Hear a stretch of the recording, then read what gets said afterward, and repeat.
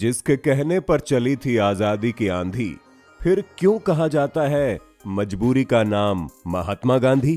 दोस्तों, मजबूरी का नाम महात्मा गांधी कहावत तो आपने कई बार सुनी होगी और आपने कई बार इस कहावत का प्रयोग भी किया होगा। पर क्या आप जानते हैं कि इस कहावत का असली मतलब क्या है? आखिर क्यों कहा जाता है मजबूरी का नाम महात्मा गांधी? क्यों हमारे राष्ट्रपिता के नाम के साथ मजबूरी शब्द हमेशा के लिए जोड़ दिया गया? महात्मा गांधी ने हमारे देश को आजादी दिलाने के लिए अपनी लाठी के दम पर ही अंग्रेजों की बंदूकों का सामना किया था और उनके द्वारा किए गए अहिंसक आंदोलनों ने अंग्रेजी हुकूमत को भारत से उखाड़कर बाहर फेंक दिया था। फिर आज क्यों लोग महात्मा गांधी के लिए ऐसी कहावत का प्रयोग करते हैं, जानेंगे आज के इस वीडियो में महात्मा गांधी से जुड़े कुछ ऐसे दिलचस्प सवालों के बारे में। तो चलिए शुरू करते हैं। लेकिन आगे बढ़ने से पहले वीडियो को लाइक और चैनल को सब्सक्राइब जरूर करें ताकि आप हमारी आगे आने वाली वीडियो भी देख सकें।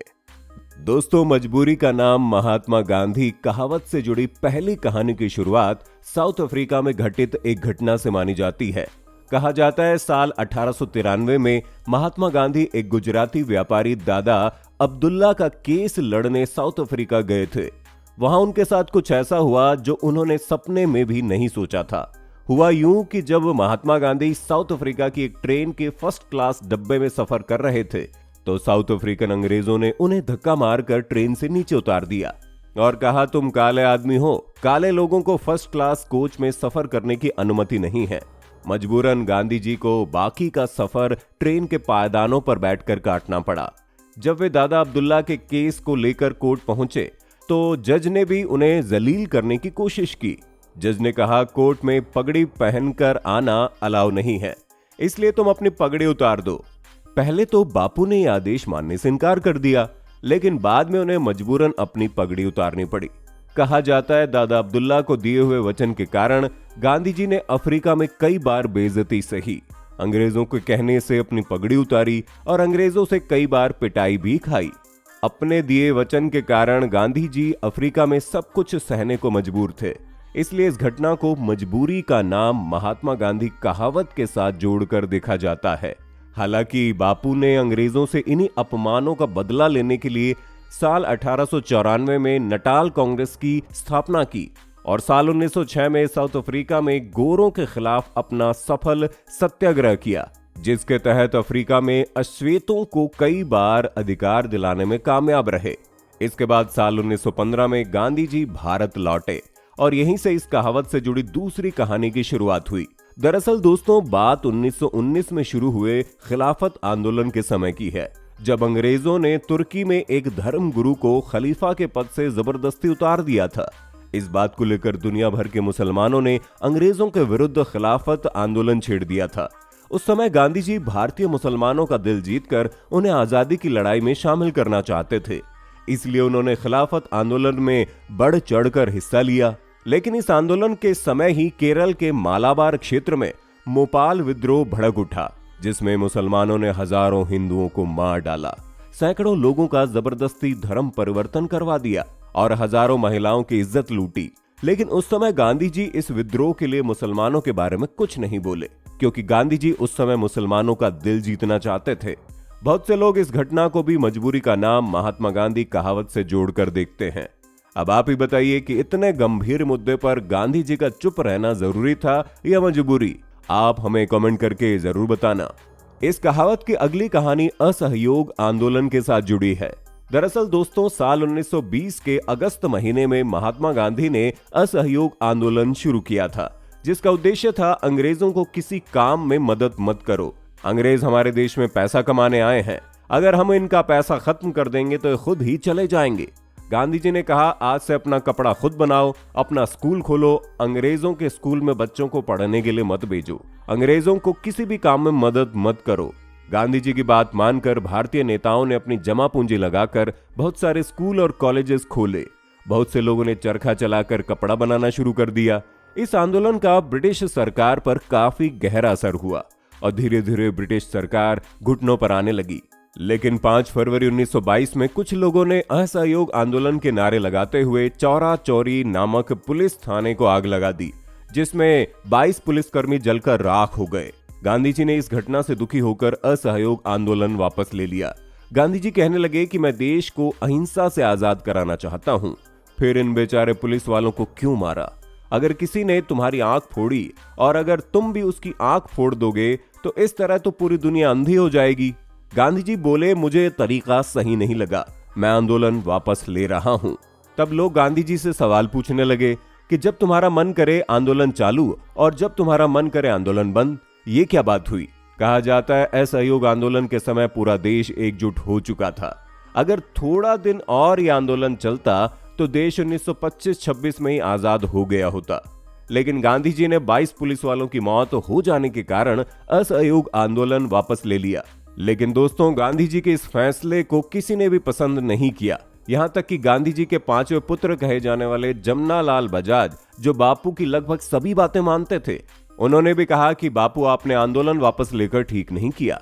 बाद में इसी आंदोलन के चलते अंग्रेजों ने बापू को जेल में डाल दिया। उस समय भगत सिंह भी असहयोग आंदोलन से जुड़ चुके थे, जो बापू के विचारों से काफी प्रभावित थे। जब गांधी ने असहयोग आंदोलन वापस लिया तो इन लोगों का विश्वास गांधी से खत्म हो गया। लोग कहने लगे, आजादी के इतने नजदीक आकर आंदोलन वापस ले लेना कहां की बुद्धिमानी है। उस समय गांधी जी द्वारा आंदोलन वापस लेना जरूरी था या मजबूरी? आप हमें कमेंट में बताइएगा जरूर। इस कहावत की अगली कहानी दांडी मार्च के साथ भी जुड़ी है, जब अंग्रेजों ने नमक पर 2400% टैक्स बढ़ा दिया था। गांधी जी बोले, नमक तो प्रकृति दे रही है, फिर तुम नमक पर 2400% टैक्स कैसे लगा सकते हो? गांधी जी बोले, हम अपना नमक खुद बना सकते हैं। दांडी मार्च पर चलने के लिए गांधी जी ने 79 लोगों को चुना, जिनसे बापू ने साफ कह दिया कि पक्का नहीं है कि दांडी मार्च से हम जिंदा भी लौटेंगे या नहीं, क्योंकि रास्ते में अंग्रेज हमें मारेंगे, पीटेंगे, बहुत दर्द होगा। अगर ये सब सहने के लिए तैयार हो तो चलो मेरे साथ। लोगों ने कहा, हम देश के लिए मरने को भी तैयार हैं, और वे गांधी जी के साथ चल पड़े। दांडी मार्च 12 मार्च 1930 से शुरू होकर 5 अप्रैल 1930 तक चली, जिसमें इन लोगों ने कुल 358 किलोमीटर की यात्रा पूरी की और नमक कानून का विरोध किया। बताया जाता है बापू ने 79 लोगों के साथ दांडी मार्च शुरू किया, लेकिन यात्रा पूरी होते होते लगभग 20,000 लोग इस मार्च में शामिल हो गए थे। कहा जाता है बापू ने नमक कानून तो तोड़ दिया था, लेकिन इस आंदोलन में उन्होंने खुद भी पिटाई खाई और साथियों को भी पिटवाया। इसलिए इस घटना को मजबूरी का नाम महात्मा गांधी कहावत के साथ जोड़ा जाता है। आप इस बारे में क्या सोचते हैं? हमें कमेंट बॉक्स में अपनी राय जरूर बताना।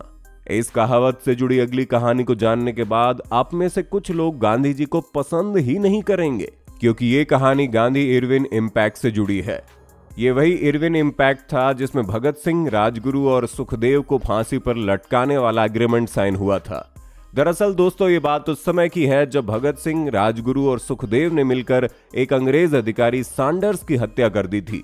इस जुर्म के लिए उन पर दफा 307 के तहत मुकदमा चल रहा था। उस समय महात्मा गांधी और अंग्रेजी गवर्नर इरविन के बीच एक समझौता हुआ था, जिसे गांधी इरविन इम्पैक्ट कहा जाता है। इस समझौते के तहत गांधी जी ने इरविन से कहा, जो लोग शांति और अहिंसा से स्वतंत्रता की लड़ाई लड़ रहे हैं उन्हें जेल में न डालें। वायसराय इरविन ने गांधी के इस प्रस्ताव को मान लिया और कहा कि ठीक है, मैं अहिंसा से लड़ने वालों को जेल में नहीं डालूंगा, लेकिन भगत सिंह, राजगुरु और सुखदेव का क्या करूं? इन लोगों ने तो सैंडर्स की हत्या की है। तब बापू ने कहा, इनके साथ जैसा आपको उचित लगता है आप कीजिए। जब गांधी जी से सुभाष चंद्र बोस और सरदार पटेल ने पूछा कि आपने भगत सिंह, राजगुरु और सुखदेव को क्यों नहीं बचाया, तो बापू ने सिर्फ इतना कहा, मैं हिंसा का समर्थक नहीं हूं, और वहां से चले गए।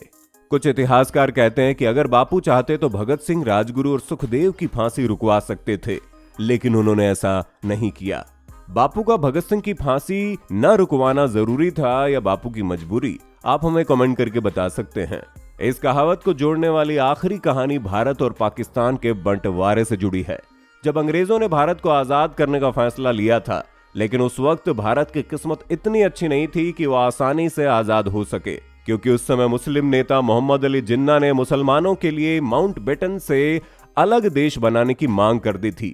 ये बात सुनकर गांधी जी को बहुत बड़ा झटका लगा और बापू ने जिन्ना को समझाने की बहुत कोशिश की, लेकिन जिन्ना अपनी जिद पर अड़ा रहा। इसी बीच कलकत्ता में हिंदू मुस्लिम दंगे भड़क उठे, जिसमें लगभग 10,000 से ज्यादा भारतीय मारे गए। आखिरकार 14 अगस्त 1947 को लॉर्ड माउंटबेटन ने पाकिस्तान नामक नया मुल्क बनाने का ऐलान कर दिया और कहा भारत पाकिस्तान को बंटवारे के तौर पर 75 करोड़ रुपए देगा, जिसमें से 20 करोड़ रुपए उसी वक्त दे दिए गए। पाकिस्तान ने उन्हीं पैसों से गोला बारूद खरीदकर कश्मीर में आतंकी गतिविधियां करनी शुरू कर दी थी। इस बात से तंग आकर भारत के तमाम नेताओं ने पाकिस्तान को दिए जाने वाले 55 करोड़ रुपए रोक देने की मांग उठाई। उधर माउंट बेटन पाकिस्तान को पैसा दिलवाने के लिए भारतीय नेताओं पर दबाव बनाने लगा। ये सब देखकर महात्मा गांधी अनशन पर बैठ गए और पाकिस्तान को 55 करोड़ रुपए दिलवा दिए। हालांकि बहुत से इतिहासकारों का मानना है कि महात्मा गांधी पाकिस्तान को पैसे दिलवाने के लिए अनशन पर नहीं बैठे थे, बल्कि उन्होंने दिल्ली में हो रहे हिंदू मुस्लिम दंगों को रोकने के लिए ऐसा किया था। और गांधी जी के उपवास को तोड़ने के लिए बनी समिति की सिफारिशों में भी पाकिस्तान को पैसे दिए जाने वाली बात शामिल नहीं थी। दोस्तों, भारतीय स्वतंत्रता आंदोलनों के समय ऐसे कई मौके आए जब महात्मा गांधी को मजबूर होकर अपना कदम पीछे खींचने पड़े थे। अब आप इसे गांधी जी की मजबूरी कहेंगे या उनकी सहन शक्ति, आप हमें कमेंट बॉक्स में जरूर बताएं। और हमारी आगे आने वाली मजेदार वीडियोस को देखने के लिए चैनल को सब्सक्राइब करके बेल आइकन को भी ऑल पर सेट जरूर कर लें।